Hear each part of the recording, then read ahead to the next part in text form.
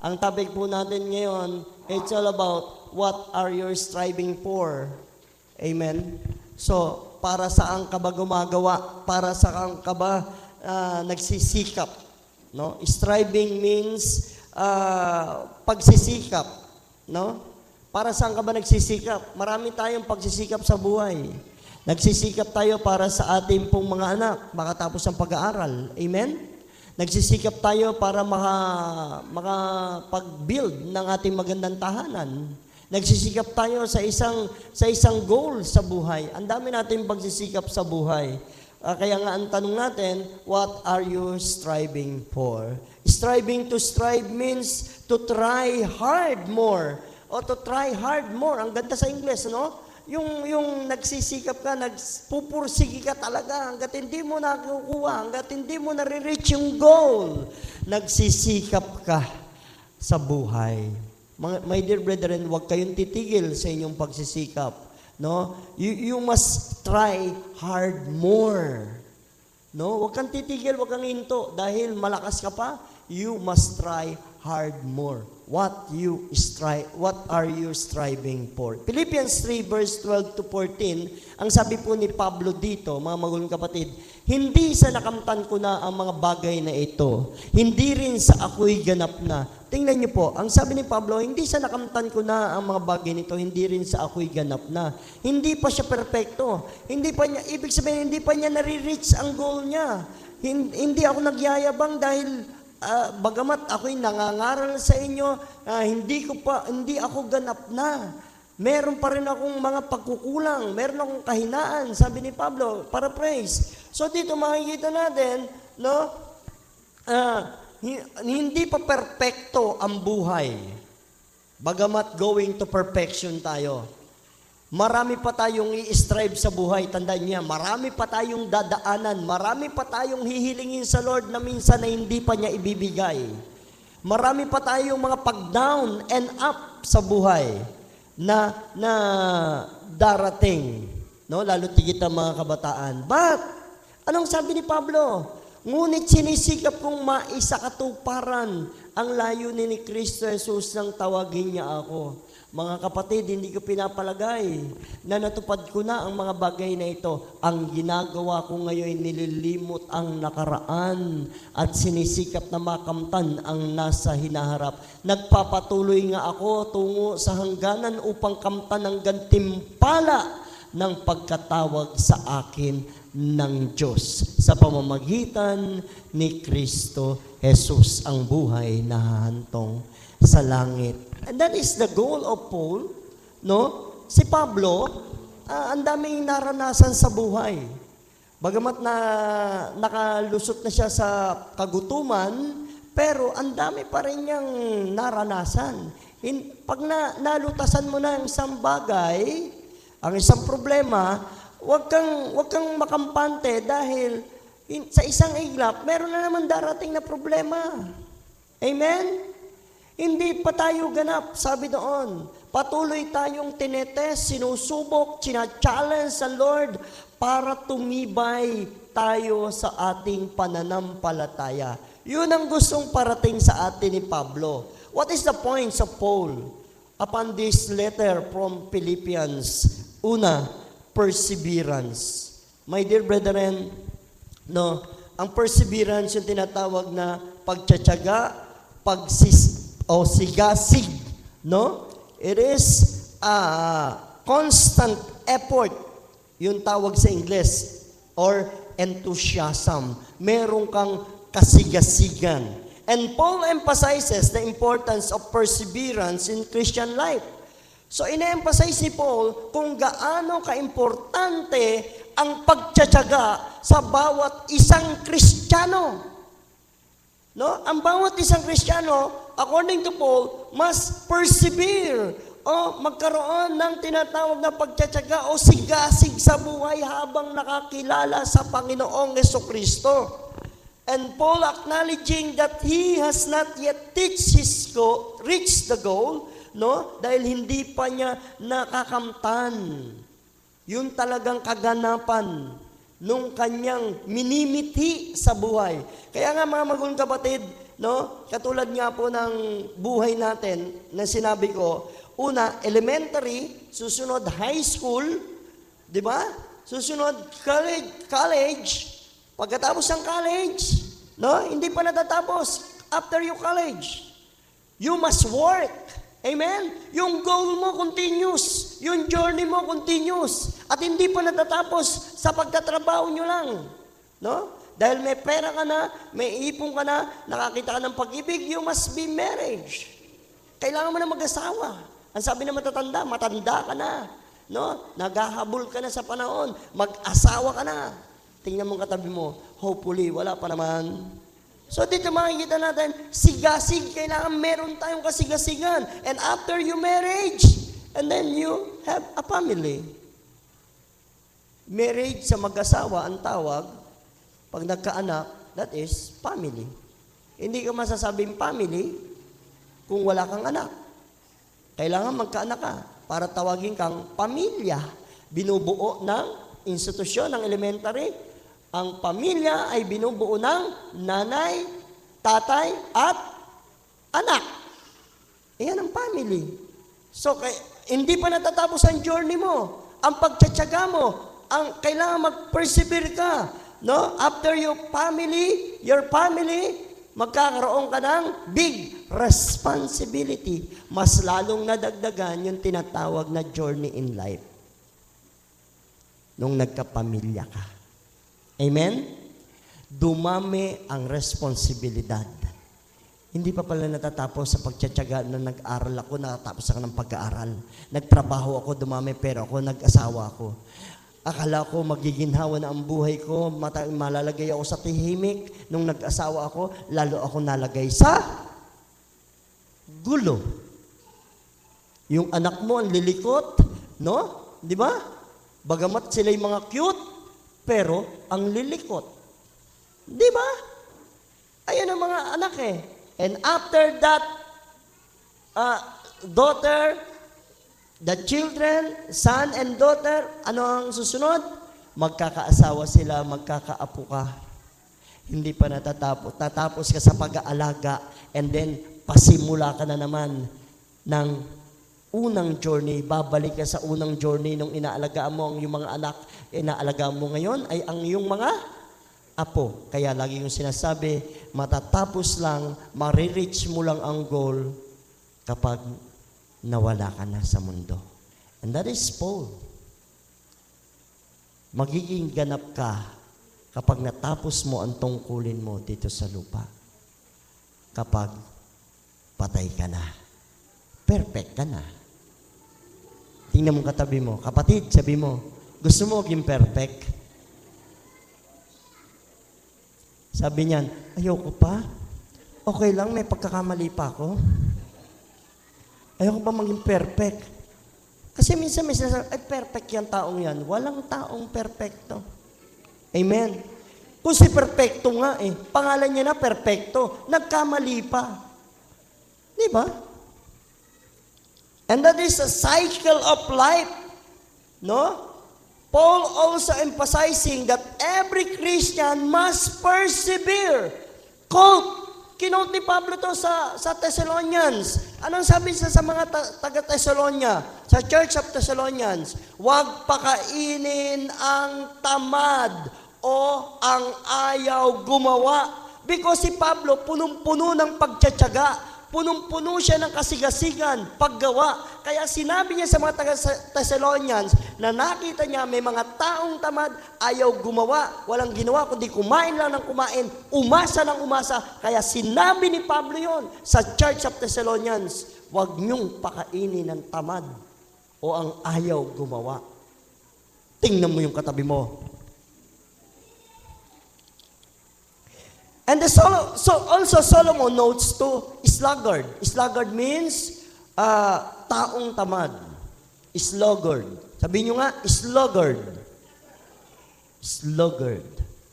No? Pag sinabing sluggard, you sluggard. Oh? Sabi nung kano, sluggard daw ako? Tuwan-tuwa ka pa. Hindi mo naman alam kung anong ibig sabihin nung kano.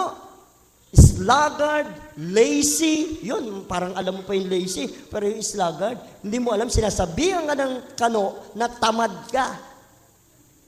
Amen? Ang hirap po. Alam mo yun, sinabi ni Solomon, maraming mga tao is sluggard. Kasi si Solomon nagsuri sa mundo, sinuri niya ang kabuuan ng pamumuhay ng tao kasi nung panahon ni Solomon na walang labanan, habang nagmumuni-muni siya, tiningnan niya ang kabuuan, binigyan siya ng karunungan ng Diyos at nakita niya ang tao, maraming tamad. Kaya ito yung sinabi niya. In Proverbs 6 verse 6 to 11, ang sabi ni Solomon, tingnan mo ang mga langgam, ikaw taong, hiro mo, may ubod tamad pa. Hindi lang tamad, meron pang ubod tamad. Nakakita na kayo nun? Ha? Ewan ko lang kung meron sa inyong sa bahay niyo yun. No? Pamumuhay niya'y masdan mo. Matututo ka sa mga taong tamad. Salamat sa mga taong tamad. Matututo ka sa kanila. Pamumuhay niya'y masdan mo at nang ikaw ay mamulat. Kahit sila'y walang pinunong sa kanila'y nag-uutos, walang tagapamahala o tagamasid na sinusunod, ngunit nag-iimbak ng pagkain sa tag-araw. Kailangan iniipong kung panahon ng tag-anihan. Tama ba? Hanggang kailan taong tamad mananatili sa higaan?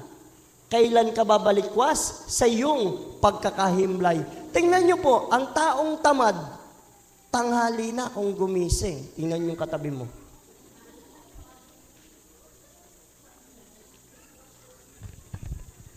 Amen. Nakaluto na si nanay. Nakahain ng lahat, siya tulog pa. Nakapasok na si tatay, siya tulog pa. Ang sabi diyan, kaunting tulog, bahagyang idlip, sandaling pahinga at paghalukip-kip. No? Samantalang namamahinga ka, ang kahirapay darating na parang armadong magnanakaw upang kunin ang lahat ng iyong kailangan.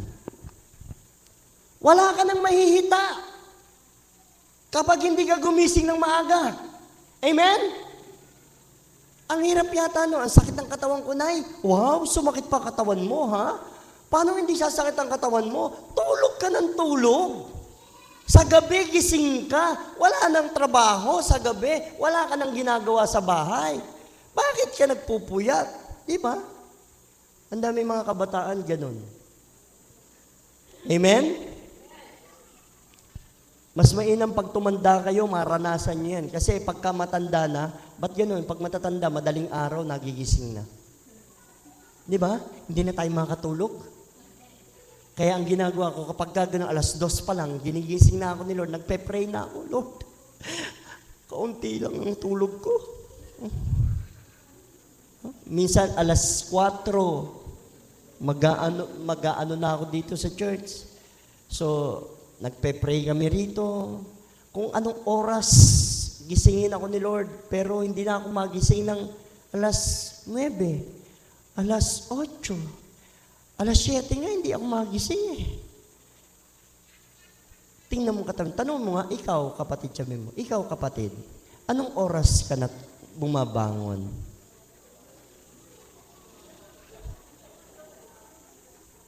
Okay. Upang kunin ang lahat ng iyong, hindi mo alam, natutulog ka. Rapture na pala. Do you imagine that? Nung nagising ka, wala nang tao sa bahay niyo. Walang nag-aasikaso. Kaya ano nangyayari sa'yo? Nagutom ka kasi hindi ka marunong magluto eh.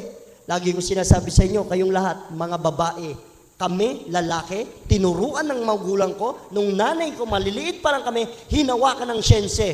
Kailangan hawakan mo yung syense. Lutuin mo ang itlog. Luto, itlog.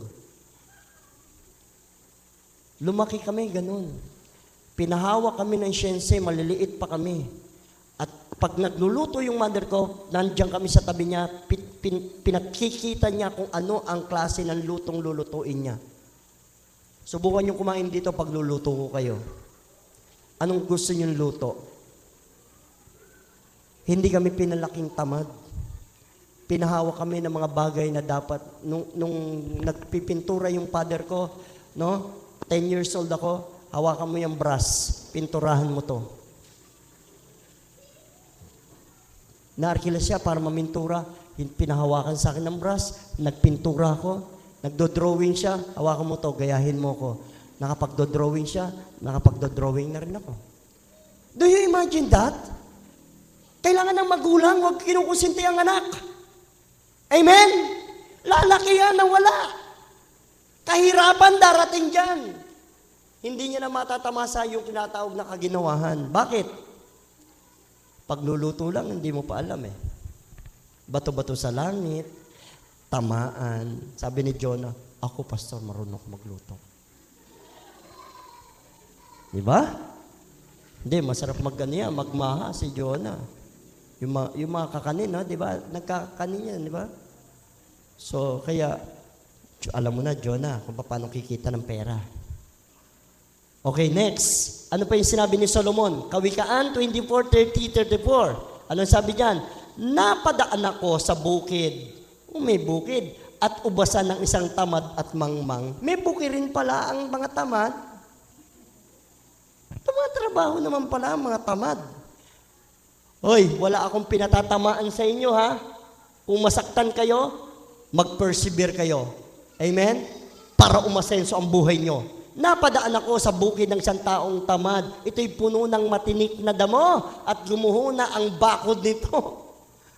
At nakita ko'y ang nakita ko'y pinag-isipan kong mabuti. At may nakuha akong magandang aral. Marami palang makukuhang aral sa taong tamad. Kaya ako lubos na nagpapasalamat na merong taong tamad. Marami kong nakuhang aral sa kanila. Ano nakuha ang aral ni Solomon? Anong sabi niya? Kaunting tulog, bahagyang idlip, sandaling pahinga at paghahalukip-kip. Samantalang namamahinga ka, ang kahirap ay darating sa iyo. So at parang armadong magnanakaw. Almost the same, di ba? Ganun pa rin ang solusyon ni Solomon. So ang mga taong tamad, gumawa man sila, ibig sabihin ni Solomon, wala na, hanggang doon lang. Mahalaga na sa kanila yung nagwalis sila. Ang sakit ng katawan ko, nagwalis kasi ko eh. Pero after a month yun, naganap. Bago uli maganap, 2 months. Mahalaga sa kanila yung isang tinatrabaho nila. Yan ang mga taong tamad. Totoo to. Si Solomon nagsabi nito. Amen? Kaya ano nangyayari? Napapabayaan ng bukirin. Yung dapat naaanihin niya, dapat dinidiligan niya, tinatabasan niya yung mga damo para tumaba ang kanyang pananim, hindi niya ginagawa. Kasi nga tamad eh.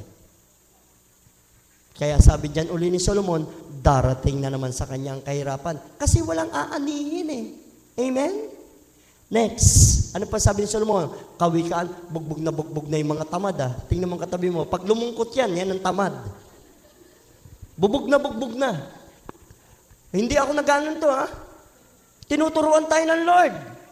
You must persevere. Magsikap ka kapatid para hindi ka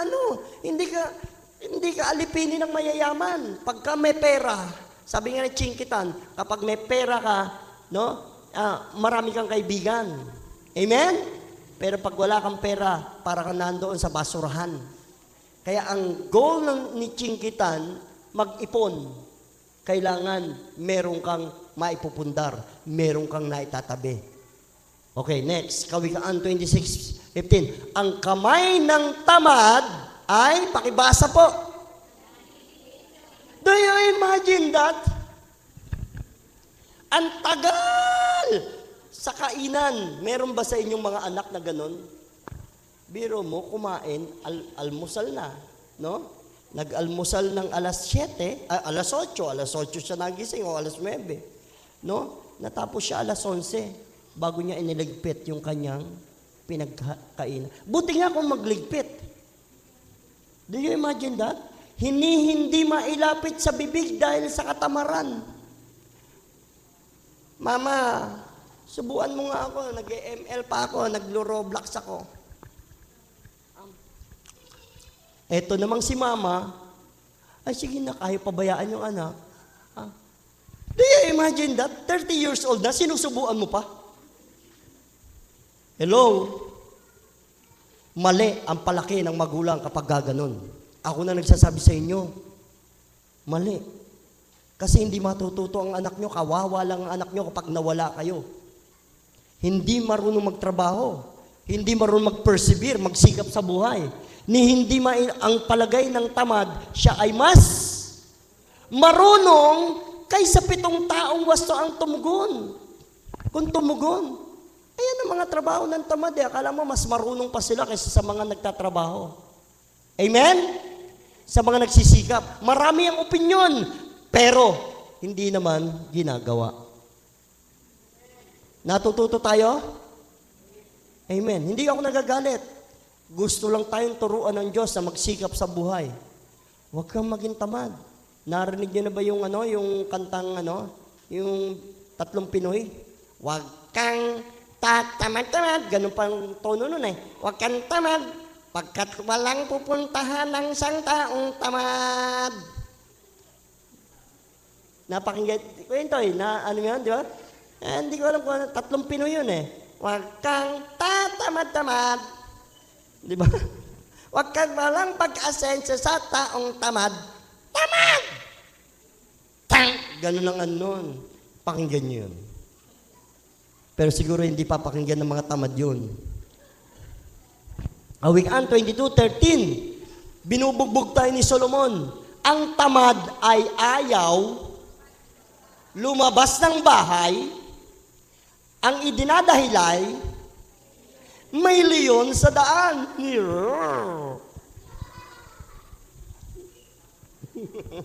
Buti pa itong bata nakakaintindi.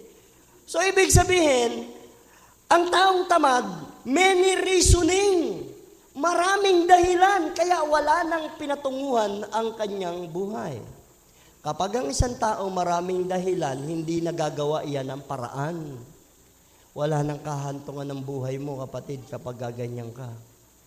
Gumalaw, kumilos ka, habang may panahon pa. Huwag kang tamad. Sabi ni Solomon. So, next. Ito nakakatawa. Ito ang huling-huli natin sa taong tamad. Proverbs 10:26. Hindi pa tayo tapos, ha? Kung paano ang usok, pakibasa, nakakaluha, ay nakakangilo,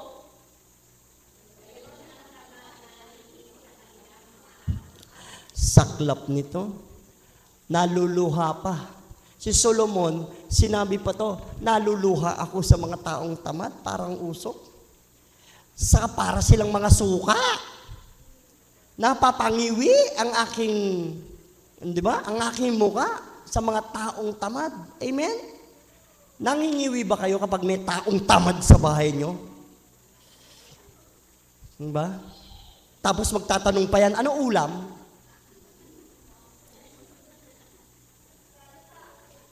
Ha? Oo. Ito suka. Magsuka ka. Nakakangilo ka eh. Sabi mo sa taong tamad, suka ka ba? Bakit? Nakakangilo ka. Do you imagine that? And that is the Bible, no? The Bible teach us to persevere. Pag may tiyaga, sabi nga, mayroong adobo. Gusto ko adobo eh. Anong pake mo? Number 2, sa pinag-aaralan natin, anong sabi ni Pablo? Ang dami natin natutunan dito sa sinabi ni Paul na to. Forgetting the past. In Philippians 3:13, sabi ni Pablo, one thing I do is to forget the past. Forgetting what is behind me. Sabi sa English, nililimot ko ang nakaraan.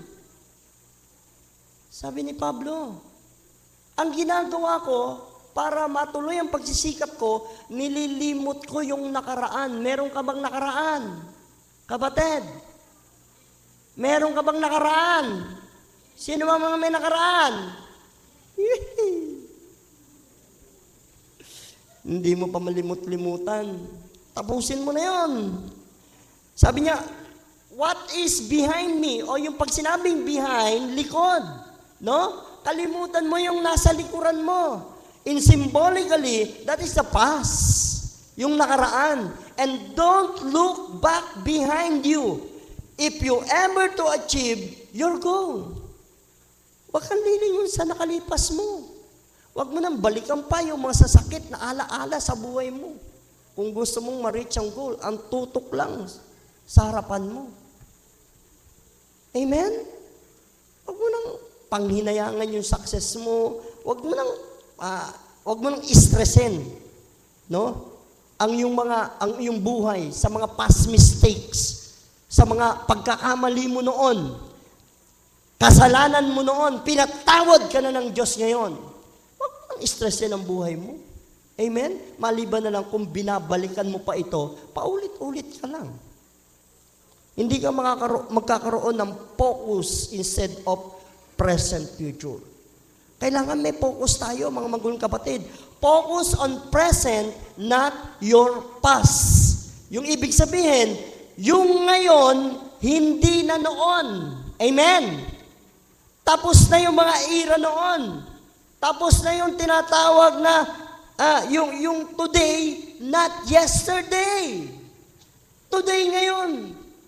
Huwag mo nang alalahanin yung kahapon. Amen po ba? Sino umaalala pa ng kahapon? Sino pa nakakaalala ng Beatles? Di ba? Ang yesterday, Beatles yan eh. Yesterdays, di ba? Anong kanta niya? Yesterdays, all my troubles seem so far away. Sabi nung kanta, hindi na Beatles ngayon. Hindi na uso ang Beatles. Huwag mo nang alalahanin pa yung nakaraan. Ang uso ngayon, yung Dilaw. Alam niyo yung bandang Dilaw? Alam ni Nanay Linda yan. Oo. Sabi doon sa kanta ng bandang Dilaw, yung uhaw. Alam niyo yung uhaw? Sabik na mahalikan, makayak at maisayaw sa ulan, ang mundo'y gagaan. Di ba? Alam na alam niyo yan, di ba? Ito ang gusto ko doon sa lyrics nila. Yung ibang lyrics maganda eh. Sabi doon, maligaw man ng landas ay hahanapin ang kalsada patungo sa'yo. Ikaw lang. O di ba? Ines? Dumilim man ang paligid ay ikaw pa rin ang ilaw ko. Ano? Ayun, may sumagot. Basta sa mga kadilawan, alam na alam mo. Yun ang mga sinasabi natin. Hindi na uso ang yesterday. Amen? Iba-ibang genre na ng kanta ngayon. Kaya you must forget the past. Alam niyo yung sinasabi ni Pablo? Kalimutan mo na yung mga bagay na nagpapahina sa'yo. Huwag mo nang alalahanin yun. Kailangan malagpasan mo yung mga challenges na yun sa buhay mo. You must forget the past, my dear brethren. No? Number 3, straining towards the goal. Tatapos na tayo. Ang sabi ni Pablo dito, one thing I do is to forget the past and I straining towards the goal. What do you mean by straining?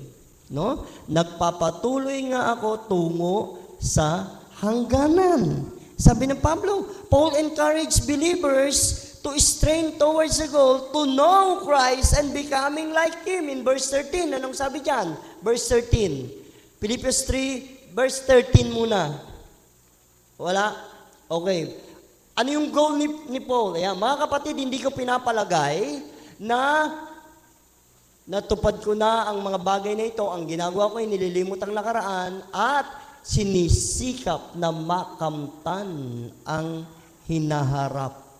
So, sinisikap na makamtan ang hinaharap. Ano ba yung gustong pagsikapan ni Pablo? Ang gustong pagsikapan ni Pablo ay yung makilala pa ng lubos si Kristo. Kilala mo na ba ng lubos si Kristo? Kailangan kilalanin mo ng lubos si Kristo para lumalim ang pag-ibig mo sa Diyos. At para yung blessing ng Diyos, laging nandyan sa buhay mo. Ang lapit-lapit mo sa Lord. Kaya kapag dumating yung mga pagsubok, mga challenges sa buhay, magaang mo siyang dinadala dahil may kalakasan ka na galing sa Panginoong Hesukristo. Huwag kang humugot ng kalakasan sa ibang tao. Huwag kang humugot ng kalakasan sa kahit kanino man dito sa mundo. Humugot ka ng lakas sa Diyos sa pamamagitan ng Panginoong Hesukristo.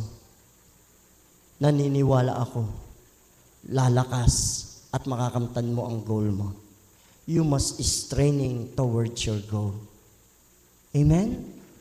Si Kristo tumutulong. Si Kristo nagmamahal. Si Kristo laging nandyan.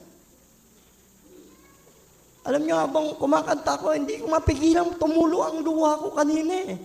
Yung sa kinakanta natin, My Jesus, my Lord, you're the love of my life. Wherever you go, wanna be by your side.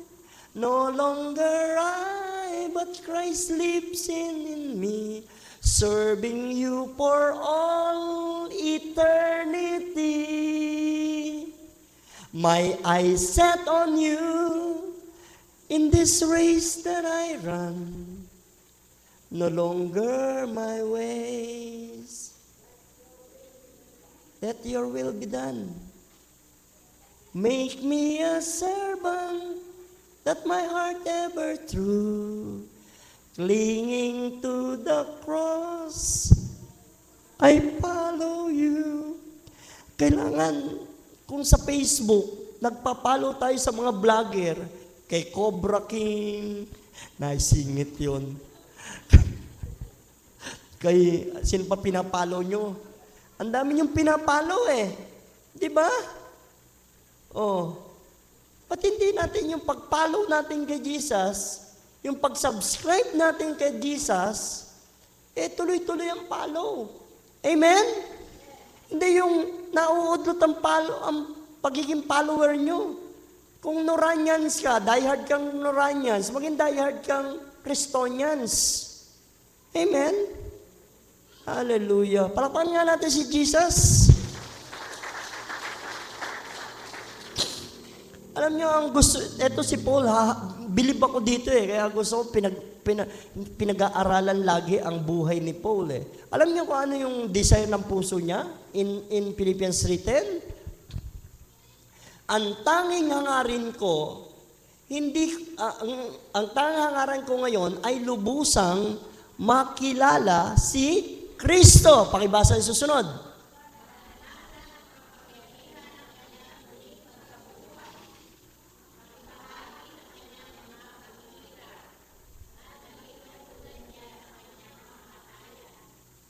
Imagine that.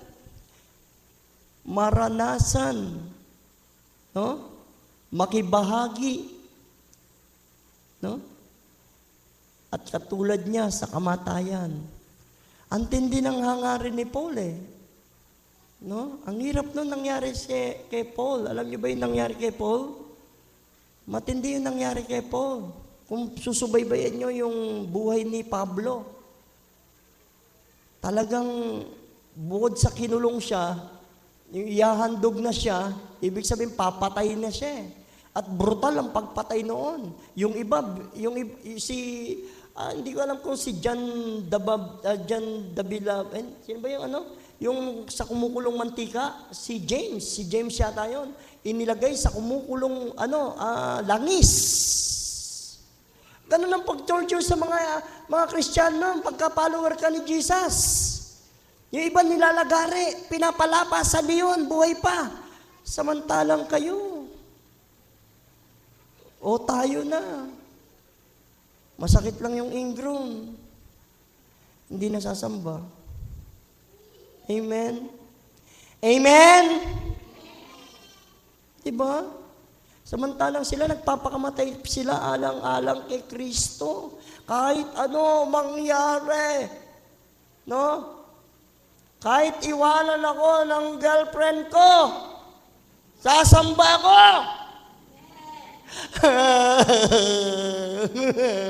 Binibiro ko lang naman eh.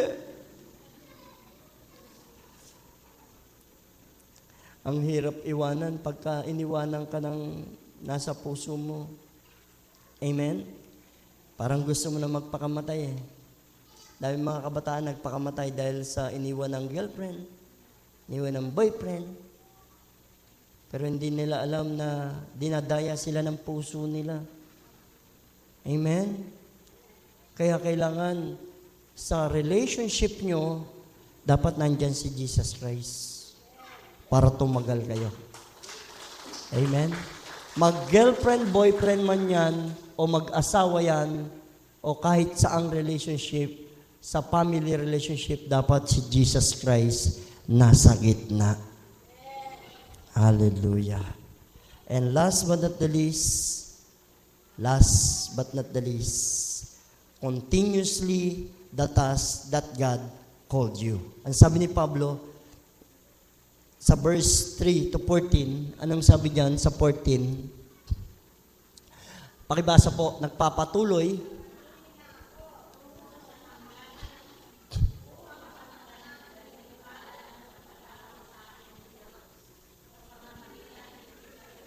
ang buhay na hindi pa tapos ang journey natin bilang Christian. Hindi porket tinanggap nyo si Jesus Christ, naging membro kayo ng Holy Trinity Covenant Church, tapos na.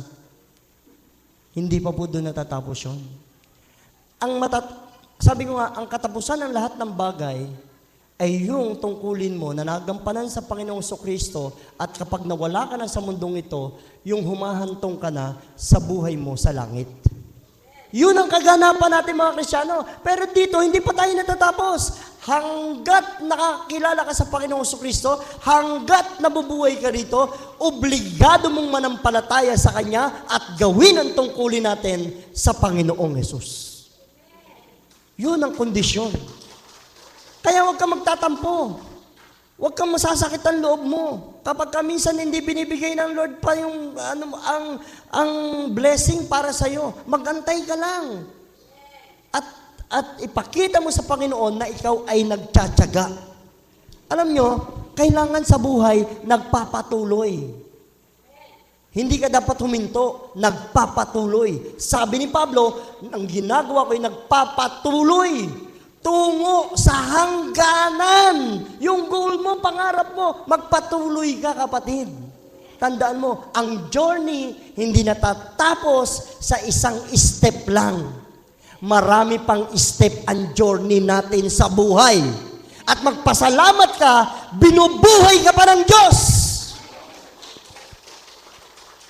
Yun ang pinagpapasalamat ko sa Lord.